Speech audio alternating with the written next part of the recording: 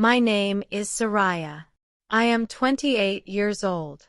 And on March 15, 2022, at exactly 4:47 in the morning, I was supposed to die in the Saudi Arabian desert with 5 rifles pointed at the back of my head. My crime: a Bible hidden beneath the silk mattress of my palace bedroom.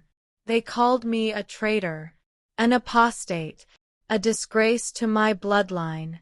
But before the command to fire could leave the commander's lips, Jesus Christ himself shut down that execution in a way that still makes hardened soldiers wake up screaming in the middle of the night.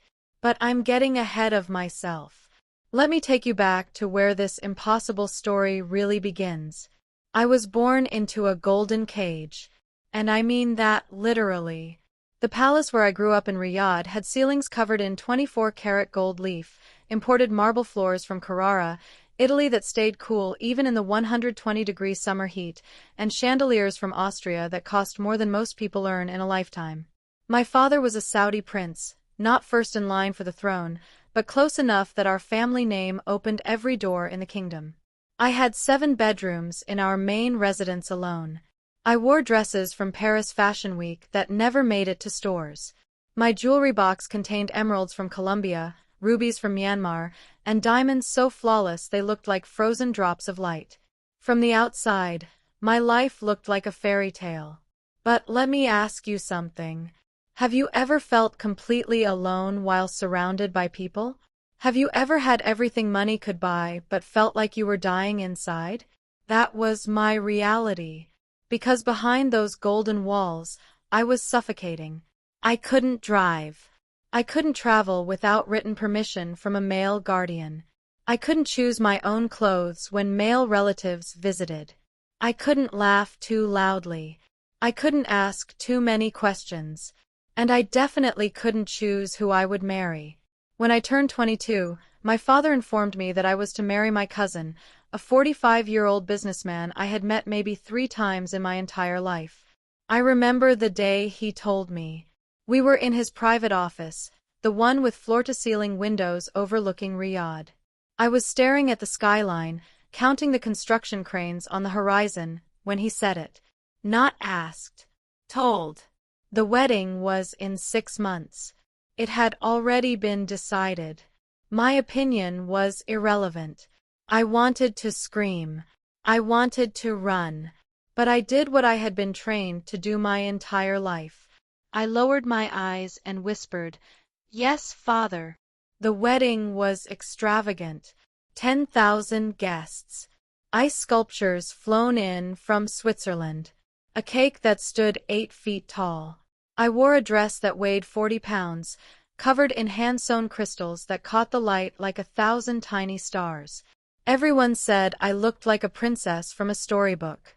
They had no idea I felt like I was being buried alive. My husband was not cruel in the way you might imagine. He didn't beat me. He didn't scream. But he saw me the way you might see an expensive vase on a shelf. Beautiful. Valuable. Fragile. Meant to be displayed but not heard. He had his business, his other interests, his men's gatherings. I had my role. Be beautiful. Be silent. Be obedient. Produce sons. But sons never came. Month after month, year after year, I remained childless. And in a culture where a woman's value is measured by her ability to bear children, especially male children, I could feel the disappointment thickening in the air around me like humidity before a storm. I threw myself into religious devotion. 5 times a day, I performed wudu, the ritual washing of hands, face, arms, and feet that Muslims must complete before prayer. 5 times a day, I knelt on my prayer rug facing Mecca, pressing my forehead to the ground, reciting prayers in Arabic that I had memorized as a child. I fasted during Ramadan, the holy month when Muslims abstain from food and water from dawn until sunset. I wore my abaya, the long black cloak that covered me from head to toe in public, without complaint. I read the Quran in Arabic, the language it was revealed in, tracing the ornate calligraphy with my fingertips. But here's the truth I was too afraid to admit even to myself. I felt nothing. The prayers echoed in emptiness. The fasting made me hungry but not holy. The religious duties I performed with mechanical precision felt like I was going through the motions of a play where I had forgotten why my character existed in the first place.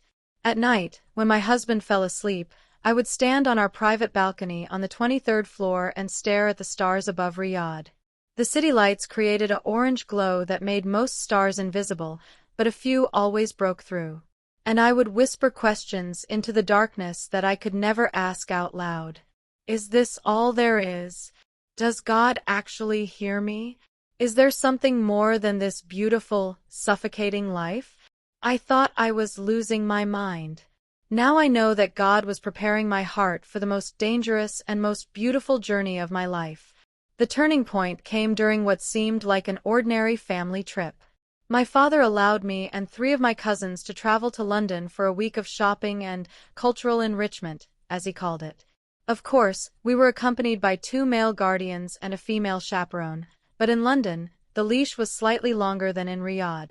We could walk in public without full face coverings. We could enter shops freely. We could breathe air that didn't taste like surveillance. On our 3rd day there, I got separated from the group in the maze of streets near Piccadilly. My cousins had gone into a luxury boutique, but I had seen what I thought was a beautiful bookshop across the street and wandered over. The window display had antique books with leather covers and gold lettering. I loved books.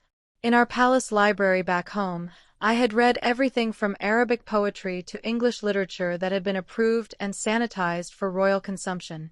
I pushed open the door. A small bell chimed. The smell of old paper and ink washed over me. And that's when I realized this wasn't a regular bookshop. The walls were lined with Bibles. Different translations. Different languages. Study guides. Devotionals. Christian theology. I had walked into a Christian bookstore I should have left immediately. In Saudi Arabia, possessing a Bible can lead to arrest. Evangelizing Christianity is punishable by death. Even being in such a place felt dangerous, as if invisible eyes were watching me commit a crime. But I didn't leave. Something held me there. Maybe curiosity. Maybe desperation. Maybe the hand of God Himself. I picked up a Bible from a display table. It was a modern English translation with a plain navy blue cover that could have been any book. The pages were thin as whisper, edged in gold. I opened it randomly and my eyes fell on words that stopped my heart. Come to me, all who are weary and burdened, and I will give you rest. I read it again. And again. Weary and burdened. That was exactly what I was. But in Islam, I had been taught that rest comes through submission and obedience, through earning Allah's favor through perfect adherence to the law. This was different. This was an invitation. Come to me.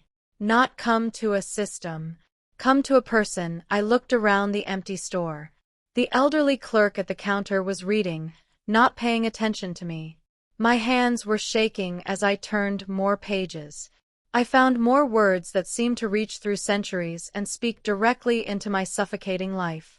The Spirit of the Lord is upon me, because He has anointed me to proclaim good news to the poor. He has sent me to proclaim liberty to the captives and recovering of sight to the blind, to set at liberty those who are oppressed. Liberty. Freedom. Liberation from oppression. I had never heard Allah described this way. Powerful, yes. Judge, absolutely. Merciful to whom He wills. But this Jesus figure in these pages seemed to care about the oppressed, the captive, the imprisoned. I knew I was playing with fire. But I couldn't stop myself. I tucked the Bible under my arm, walked to the counter, and paid for it in cash. The clerk smiled warmly and said, "God bless you." I nodded, unable to speak, and slipped the Bible into my designer handbag between a Chanel compact and my passport. I felt like I was smuggling a bomb. In a way, I was. This book would either kill me or set me free. Back in Riyadh 2 days later, I hid the Bible inside a shoebox for a pair of Christian Louboutin heels I had bought in London, then buried that box at the back of my walk-in closet behind stacks of other designer shoes. It felt safe there. My husband never entered my closet. The servants knew better than to disturb my personal items. For 3 days, I didn't touch it. I was terrified. What if someone found it? What if there were cameras I didn't know about? What if this was some kind of test? But on the 4th night, when my husband was traveling for business and the palace was quiet, I retrieved the Bible and sat on the bathroom floor with the door locked, reading by the light of my phone. I started with the Gospel of Matthew. I had been taught that the Injil, the Christian scriptures, had been corrupted over time, changed and distorted from their original revelation. I was expecting contradictions and confusion, but what I found instead was a story so beautiful and so radical that I couldn't stop reading. Jesus wasn't just a prophet, as I had been taught. He was claiming to be God himself in human flesh. He touched lepers that society had thrown away. He spoke with women publicly, valuing their thoughts and questions when culture said they were worth less than men. He defended a woman caught in adultery from being stoned to death, even though the law demanded her execution. He wept at the grave of his friend. He said that he came not to be served but to serve, and to give his life as a ransom for many. This was nothing like the distant, unknowable Allah I had grown up with. This was a God who drew close, who touched the untouchable, who saw women as fully human. I read the story of the woman at the well in John chapter 4. Jesus, a Jewish man, spoke to a Samaritan woman alone, breaking every social and religious rule. She had been married 5 times and was living with a man who wasn't her husband. She was an outcast, coming to draw water at noon when no other women would be there, avoiding their judgment and whispers. But Jesus didn't condemn her. He offered her living water. He saw her, really saw her, and offered her a way out of her shame and thirst. I started crying right there on the cold marble bathroom floor, because I realized that I was that woman, trapped in a marriage I didn't choose, thirsty for something I couldn't name, hiding, ashamed, alone. And Jesus saw me too. That night, I did something I had never done in my entire life. I prayed to someone other than Allah. My hands were shaking. I felt like I was committing the unforgivable sin, shirk, the Islamic term for associating partners with Allah, which is considered the one sin that can never be forgiven. But I was so desperate, so thirsty, so tired of performing religious rituals that never satisfied the ache in my soul. I whispered into the darkness of that bathroom, Jesus, if you are real, if you really see me like you saw that woman at the well, please show yourself to me. I'm drowning. I'm dying. I need to know if you're real. Nothing happened that night. I eventually hid the Bible again and climbed into bed next to my sleeping husband, feeling foolish and frightened and strangely hopeful all at once. But 3 weeks later, Jesus answered that prayer in a way I could never deny and never forget. I had a dream, but it wasn't like normal dreams that fade when you wake up or blur into confusion. This was vivid, sharp, more real than reality itself. I was standing in the same desert where I would later face the firing squad, but in the dream, the sand was glowing like gold dust in sunlight. The sky was impossibly blue. And standing maybe 20 feet in front of me was a man dressed in white.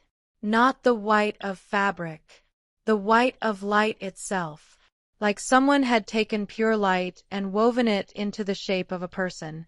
I couldn't see his face clearly because the brightness was overwhelming, but I knew beyond any doubt who he was. Jesus. He didn't speak out loud, but I heard his voice in my mind, in my heart, in the deepest part of my soul where words live before they become sound. Saraya. He said my name. My real name, not my title or my role or my value as determined by men. He knew me. Saraya, I see you. I have always seen you. I see the chains you wear even though they're made of gold. I see the prison you live in even though it has marble floors. I see your tears that you cry into silk pillows where no one else can hear. And I am calling you to be free.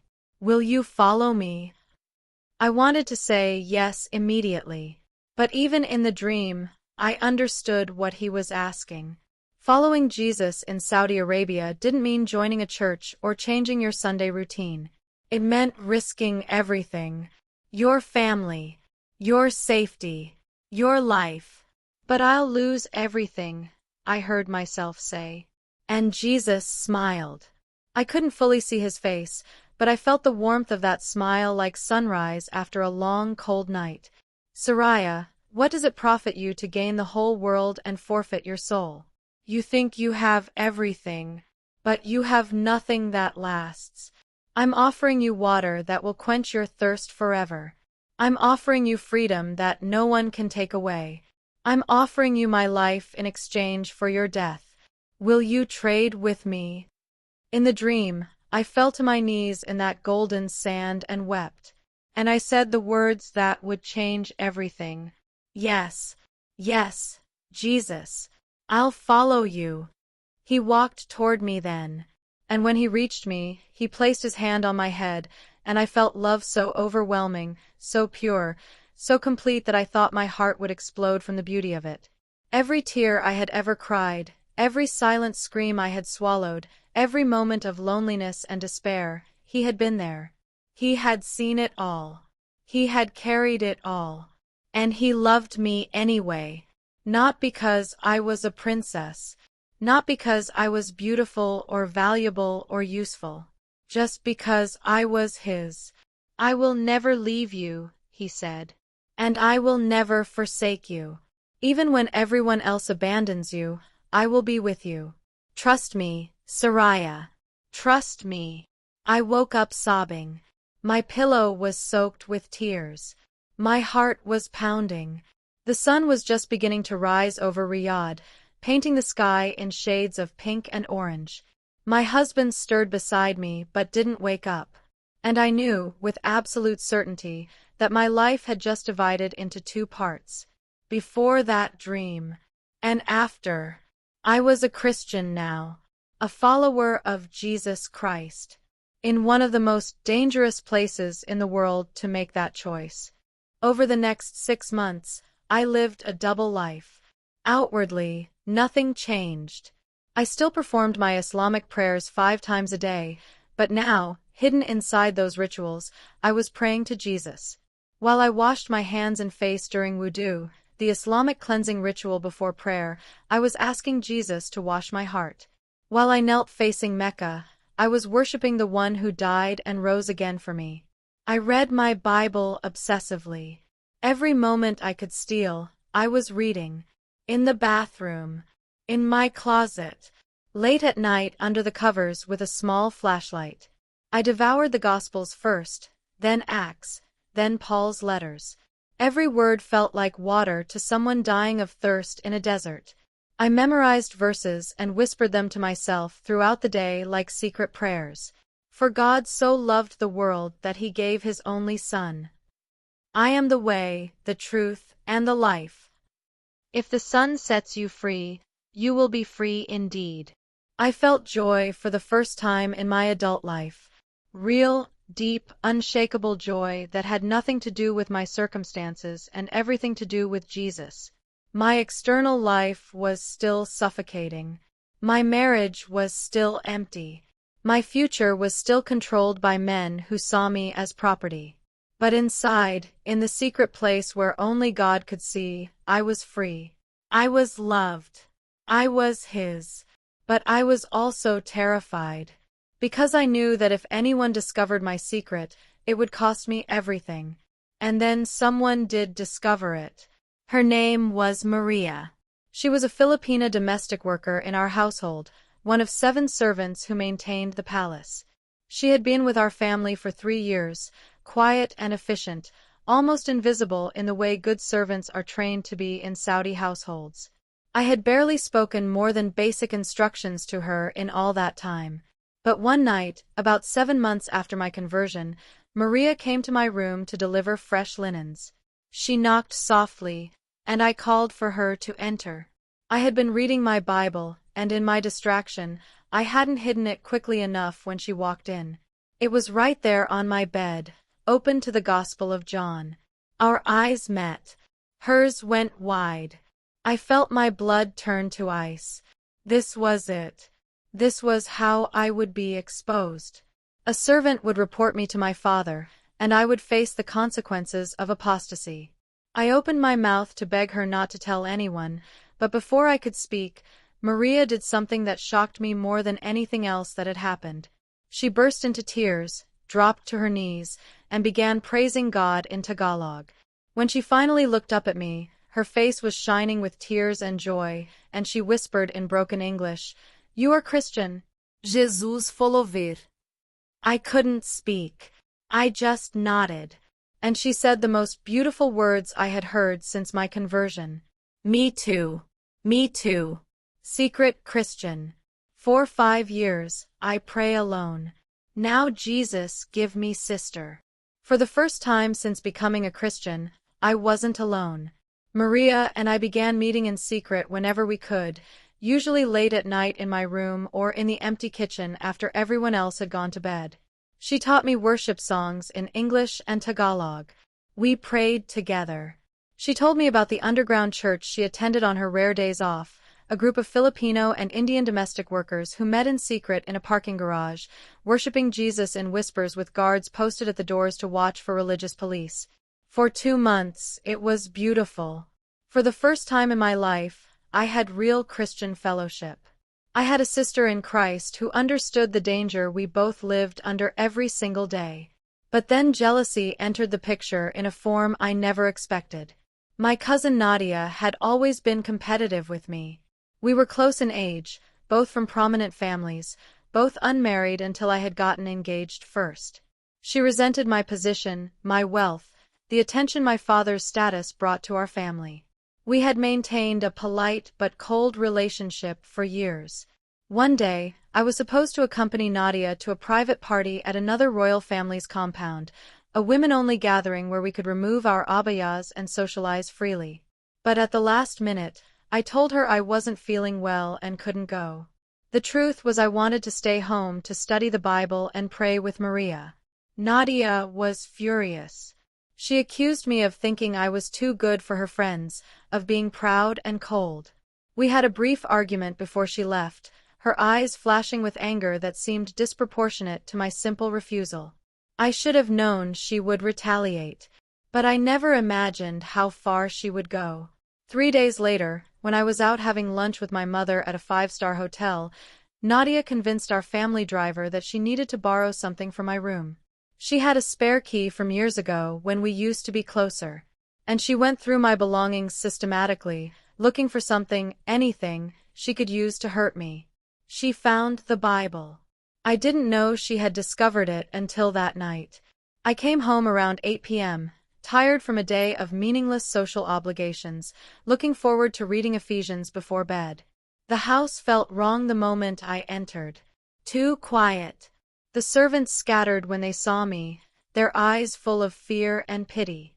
I climbed the grand marble staircase to the 2nd floor where my private rooms were. And when I opened my bedroom door, I found my father waiting for me, flanked by my husband, 2 of my uncles, and 3 men I didn't recognize wearing the traditional dress of religious leaders. On my bed, in the center of all that white silk, lay my Bible. My father's face was carved from stone. When he spoke, his voice was quiet, which was somehow more terrifying than if he had shouted, "Is this yours?" I could have denied it. I could have said someone planted it. I could have claimed I was keeping it to study the corruptions of Christian scripture, to better defend Islam against missionary lies. But I looked at that Bible lying on my bed, and I remembered Jesus standing in that golden desert in my dream, asking if I would follow him. And I knew that denying him now would be the same as saying that dream was a lie, that my conversion meant nothing, that my faith was only real when it was safe. So I lifted my chin, met my father's eyes, and said the words that sealed my fate. Yes, it's mine. And I believe it. The room exploded. My father began shouting in Arabic, his face purple with rage. My husband looked at me like I had suddenly grown a second head. One of the religious leaders began quoting Quranic verses about apostasy and the punishment for those who leave Islam. My uncles argued about what should be done with me, how to contain the scandal, whether the family's reputation could survive this disgrace. I stood in the center of that storm, and I felt Jesus standing next to me. I couldn't see him, but I felt his presence as clearly as I had in the dream. And I felt peace. Supernatural, impossible peace in the middle of chaos. They interrogated me for hours that night. Where did I get the Bible? Who else knew? Had I told anyone? Was I trying to evangelize others? How long had this been going on? Did my husband know? I answered honestly. I had bought it in London. Only my husband's servant Maria knew, because she had discovered it by accident. No, I hadn't tried to convert anyone. 7 months. No, my husband had no idea. When they asked about Maria, I lied. I said she had seen the Bible and threatened to report me unless I paid her to keep quiet, that she was blackmailing me for money. It was the only lie I told that night, because I knew if they thought she was also a Christian, they would arrest her too. Later, I found out that Maria was immediately fired and deported back to the Philippines within 48 hours. It probably saved her life. As the interrogation went on, I watched my father's rage slowly crystallize into something colder and more final. Disappointment. Disgust. The look you give something that has become irredeemably contaminated and must be thrown away. Around 3 a.m., he made his decision. I was to be confined to a guest room in the eastern wing of the palace under guard. Religious leaders would come to speak with me, to attempt to convince me to renounce Christianity and return to Islam. I would have 1 week to recant. If I refused, appropriate measures would be taken. I knew what appropriate measures meant. Under Sharia law, the punishment for apostasy is death. They locked me in a windowless room with only a bed, a prayer rug, and a Quran. 2 guards stood outside my door 24 hours a day. I was allowed to use the bathroom under supervision. I was given food twice a day, pushed through a slot in the door like I was already imprisoned. Every day for the next 3 weeks, different religious leaders came to argue with me, to try to convince me that I had been deceived by Satan, that Christianity was a corrupted lie, that Jesus was only a prophet and not God, that I would burn in hell forever if I didn't renounce this apostasy and recite the Shahada, the Islamic declaration of faith, in front of witnesses. Some of them were kind, genuinely concerned for my soul. Others were harsh, threatening, describing in vivid detail what happens to apostates both in this life and the next. They brought me books refuting Christianity. They played recordings of famous debates between Muslims and Christians. They quoted the Quran and Islamic scholars. But every time they tried to convince me that Jesus wasn't God, wasn't who he claimed to be, didn't rise from the dead, I remembered that dream. I remembered his voice calling my name. I remembered the overwhelming love that had filled my heart when he touched me. And I knew that no argument, no matter how clever, could erase what I had experienced. So every time they asked me to renounce Jesus, I gave them the same answer. I can't. I won't. Jesus is Lord. He is my Savior. He is the only way to the Father. And I will never deny him, even if it costs me my life. After 3 weeks, they gave up.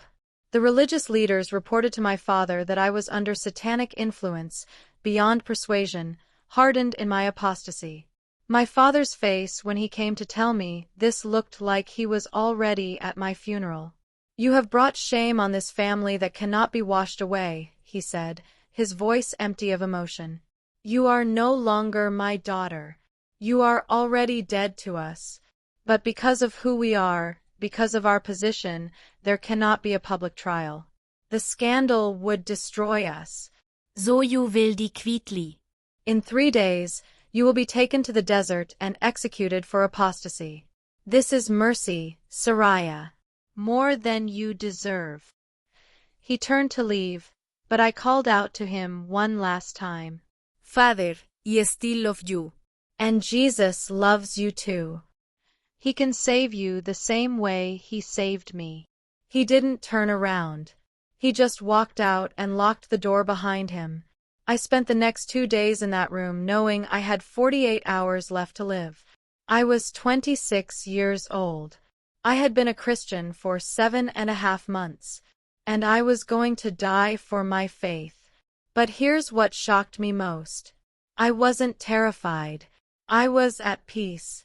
Not because I wanted to die, but because I knew who was waiting for me on the other side. I had read in Philippians that to live is Christ and to die is gain, and for the first time in my life I understood what Paul meant. Jesus was with me in that prison, and Jesus would be with me in death. And then I would see Him face to face, and all of this suffering would be worth it. I prayed constantly during those 48 hours. I thanked Jesus for saving me. I asked Him to forgive everyone who had hurt me. I prayed for Maria, hoping she was safe. I prayed for my family, that somehow they would come to know the freedom I had found.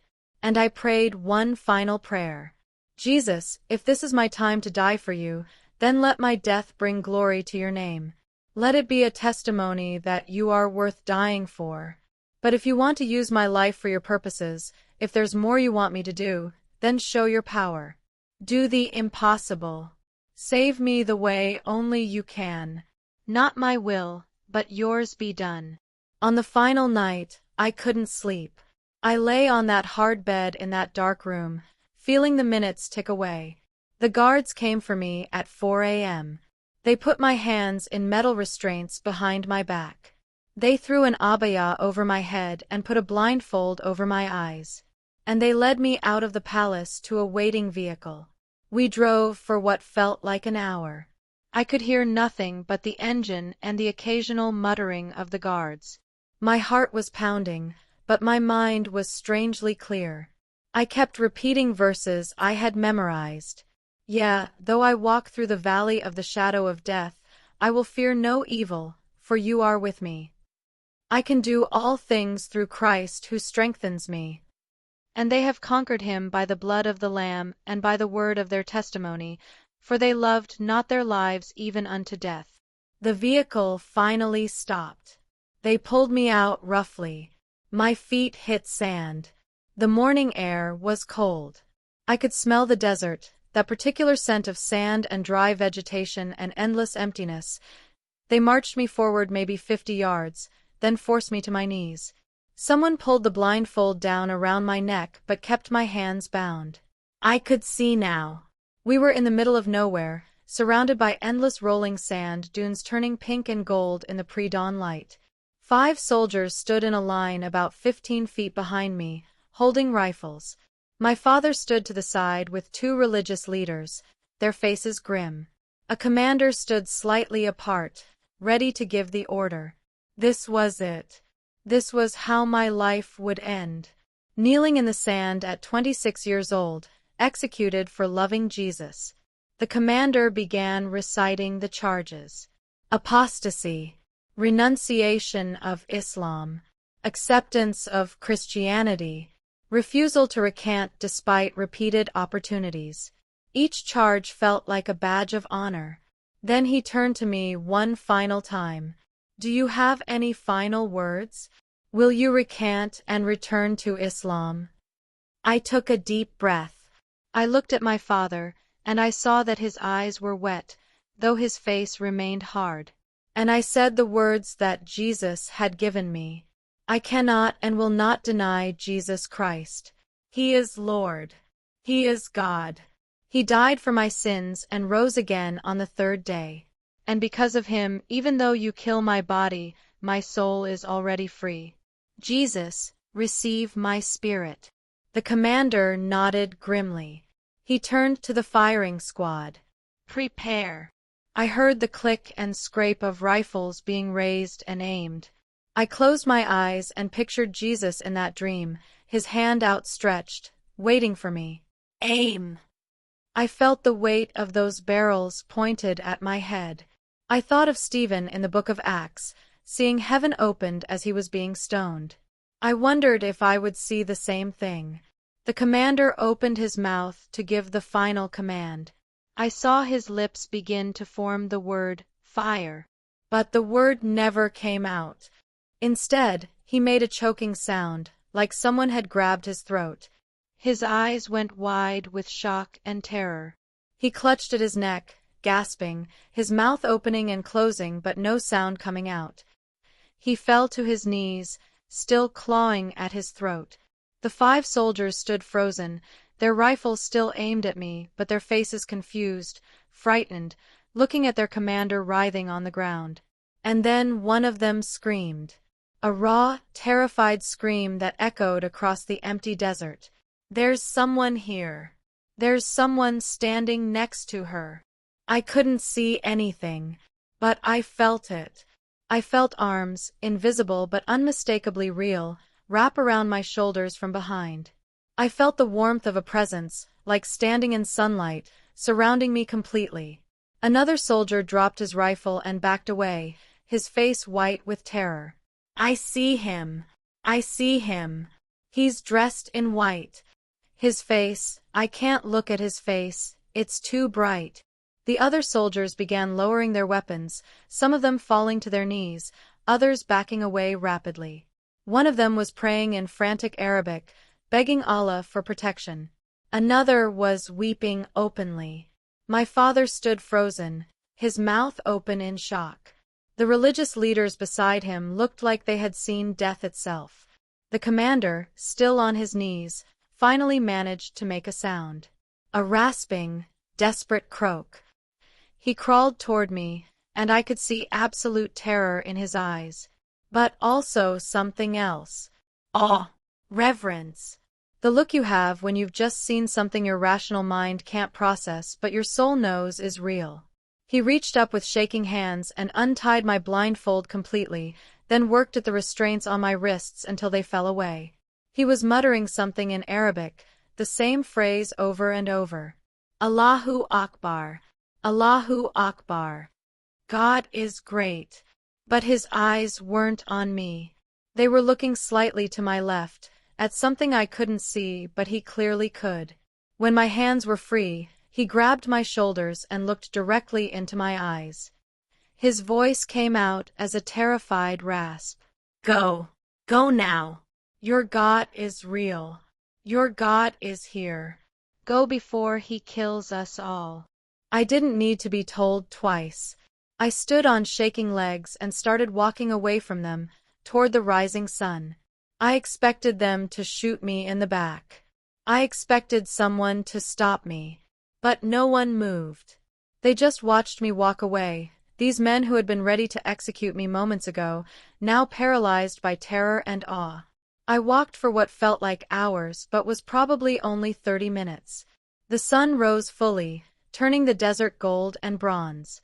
I had no water, no phone, no idea where I was or where I was going. I should have been panicking, but I felt like I was floating, carried by invisible hands. And then I saw it. A vehicle in the distance, parked near a small cluster of rocks. As I got closer, I saw a man standing next to it, waving at me. When I reached him, I saw he was Filipino, probably in his 50s, with kind eyes and a calm smile. "Soraya," he said in English. "My name is Miguel. Maria sent me. Well, actually, Jesus sent me. I had a dream 3 nights ago that I needed to be here, at this exact spot, at sunrise on March 15th, to wait for a woman walking out of the desert. I thought I was crazy. But here you are." I started crying. Miguel gave me water and helped me into his truck. As we drove away from that place, I looked back one last time at the group of men standing in the distance, still frozen in place, still staring at the spot where they had seen an angel of God prevent my execution. Miguel drove me to a safe house in Jeddah, a port city on the Red Sea coast. There, I met members of an underground network of Christians who help people escape Saudi Arabia when their lives are in danger because of their faith. They were expecting me. Maria had somehow gotten word to them about my situation days before, and they had been praying and planning. They gave me food, clean clothes, medical attention for the cuts and bruises I had sustained during my imprisonment. They gave me a forged passport and documents. And 36 hours later, they smuggled me across the border into Jordan, hidden in the back of a produce truck. From Jordan, I flew to a country in Europe that I can't name for security reasons. And from there, I eventually made my way to where I am now, in a Western nation where I can worship Jesus freely without fear of execution. That was 3 years ago. March 15th, 2022. The day I should have died but didn't because Jesus Christ himself intervened and shut down a firing squad in the middle of the Saudi Arabian desert. My family declared me dead. They held a funeral. They told everyone I died in a tragic accident. In their eyes, I don't exist anymore. I can never go home. I can never see my mother again. I can never walk through the palace where I grew up. Everything I had, all that privilege and wealth and status, is gone forever. But here's what I gained. Freedom. Real freedom. The freedom to worship Jesus openly. The freedom to read my Bible without hiding. The freedom to pray without fear. The freedom to tell my story. The freedom to help other women who are trapped the same way I was. Because that's what I do now. For the past 3 years, I've been working with a network of organizations that help women in Islamic countries who want to know more about Jesus. We provide encrypted communication channels. We send Biblias through covert methods. We offer discipleship and teaching through secure video calls. We maintain safe houses and escape routes for women whose lives are in danger because they chose to follow Christ. So far, with God's help, we've assisted 43 women in escaping life-threatening situations. Some were like me, facing execution for apostasy. Others were escaping forced marriages, honor violence, or situations where their conversion to Christianity had made them targets. Each one has a story as miraculous as mine. Each one is a testimony to the power of Jesus to save, to deliver, to do the impossible. I use my education, my fluency in Arabic, English, and French, my understanding of royal protocol and Islamic culture, all the privileges I was raised with, to reach women that others can't reach. The princess who was supposed to die is now helping other women live. The one who lost everything gained the only thing that matters. Let me ask you something right now. What are you holding on to that you're afraid to lose? What comfort, what security, what relationship, what reputation, what dream are you clinging to so tightly that you can't fully surrender to Jesus? I thought I had everything. Palace, wealth, status, security. But all of it was a golden cage. All of it was keeping me from the one thing I was created for. Relationship with Jesus Christ. And when I finally let go, when I finally said yes to Jesus even though it cost me everything, I discovered that he was worth it. He was worth losing my family, worth losing my country, worth losing my name, worth risking my life. Because Jesus didn't just save my soul for heaven someday. He saved my life right here, right now. He reached down into my suffocating existence and pulled me out into freedom and purpose and joy that I never knew was possible. That commander who was supposed to give the order to execute me? I found out later through the network that he converted to Christianity 6 months after my escape. He told other believers that he could never forget the figure in white he saw standing beside me, and he could never forget the supernatural fear that gripped him when he tried to speak the command to fire. He said Jesus spoke to him in that moment, without words but with unmistakable clarity. This one is mine. You cannot touch her. He lost his position in the military. His family disowned him. Last I heard, he's living in hiding somewhere, but he's alive, and he's free in Christ. 2 of the soldiers from that firing squad also came to faith. They couldn't unsee what they had seen. They couldn't explain away a supernatural intervention that 5 men witnessed simultaneously. They couldn't deny that the God of the Christians had shown up in the Saudi Arabian desert and stopped an execution with a word. Do you see what Jesus did that day? He didn't just save my life. He used my near execution to plant seeds of faith in the hearts of men who were there to kill me. He turned my death sentence into an evangelistic event. He transformed my persecution into his glory. That's what Jesus does. He takes the worst moments of our lives, the darkest valleys, the impossible situations, and he redeems them. He uses them. He turns them into testimonies of his power and his love. I still have nightmares sometimes. I still wake up feeling the sand under my knees and hearing the click of rifles being cocked.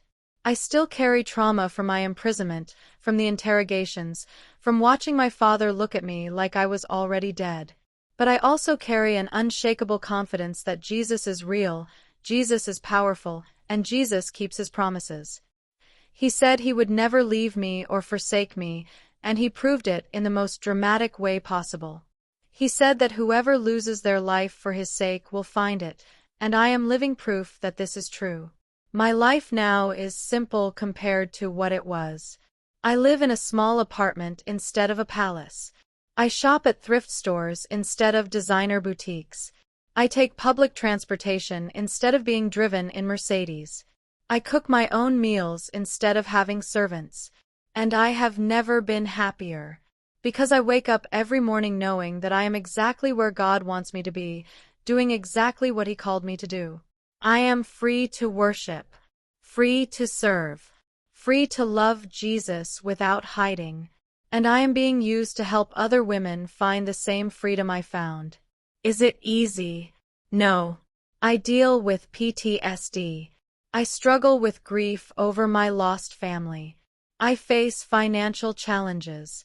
I live with the knowledge that if I ever set foot in Saudi Arabia again, I would likely be arrested and executed immediately. But would I go back and change anything? Would I choose the palace over Jesus? Would I choose comfort over freedom? Would I choose my old life over my new one? Not for a second. Because I know the truth now. Jesus is worth everything. Following him is worth any cost. And he is faithful. He is so faithful. Let me tell you what I want you to take away from my story. Not that I'm some kind of hero. I'm not. I'm just a woman who said yes to Jesus and then watched him do impossible things. Here's what I want you to hear. If Jesus can stop a firing squad in the Saudi Arabian desert, he can handle whatever impossible situation you're facing. If he can free a princess from a golden cage, he can break whatever chains are holding you. If he can turn a death sentence into a testimony of his power, he can redeem whatever pain you're walking through. The question is not whether God has the power. He stopped 5 rifles from firing with nothing but his presence. He made a military commander lose his voice in mid-sentence. He sent an angel that terrified grown men. He orchestrated a rescue through a Filipino man who had a dream. He has all the power in the universe. The question is whether you trust him enough to surrender completely. Whether you're willing to follow him even when it costs you something. Whether you believe he's worth more than your comfort, your security, your reputation, your safety. I'm not saying God is calling everyone to face a firing squad. But I am saying that following Jesus will cost you something. It might cost you relationships. It might cost you opportunities. It might cost you respect. It might cost you the life you had planned. But what you gain is infinitely greater than what you lose. You gain Jesus. You gain freedom. You gain purpose. You gain eternal life. You gain peace that transcends understanding. You gain joy that circumstances can't touch. You gain the privilege of being used by God to impact other lives. 3 years ago, I knelt in the sand thinking my life was over. Today, I know that was actually the day my real life began. The day I stopped existing and started truly living. The day I stopped performing and started experiencing. The day Jesus proved that he is exactly who he claims to be. Lord, Savior, Deliverer, Miracle Worker, Promise Keeper, Faithful Friend. The one who sees you, knows you, loves you, and will never ever let you go. My name is Saraya. I was a princess who became a prisoner, who became a testimony to the power of Jesus Christ. I traded a palace for a small apartment, a crown for a cross, my father's kingdom for my father's kingdom. And I would make that trade again every single day for the rest of my life. Because Jesus is worth it. He was worth it that morning in the desert. He's worth it today. And he'll be worth it for all of eternity. If he can shut down a firing squad, he can handle your life. The only question is, will you let him?